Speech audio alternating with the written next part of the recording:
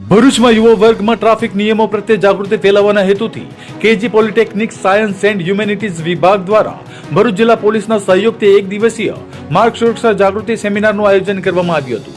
કાર્યક્રમમાં civil engineer વિભાગના વિદ્યાર્થીઓએ ઉત્સાહપૂર્વક ભાગ લઈ માર્ગ સુરક્ષા મહત્વ વિશે માહિતી મેળવી હતી.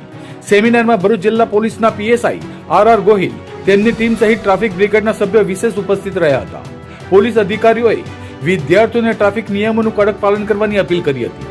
આ ઉપરાંત હેલ્મેટ અને સીટ બેલ્ટનો ફરજિયાત ઉપયોગ, નિયમિત ગતિ મર્યાદાનું પાલન, વાહન ચલાવતી વખતે મોબાઈલ ફોનનો ઉપયોગ ન કરવો તેમજ માર્ગ ચિહ્નની સાચી સમજ અને તેનું પાલન કરવાથી અનેક અકસ્માતો ટાળી શકાય તે અંગે વિસ્તૃત માર્ગદર્શન આપવામાં આવ્યું હતું. સેમિનારનો મુખ્ય હેતુ યુવાનોમાં જવાબદાર વાહન વ્યવહારની ભાવના વિકસાવવાનો અને માર્ગ અકસ્માતો ઘટાડવા માટે સુરક્ષિત ડ્રાઇવિંગ અને જાગૃતિ લાવવાનો રહ્યો હતો.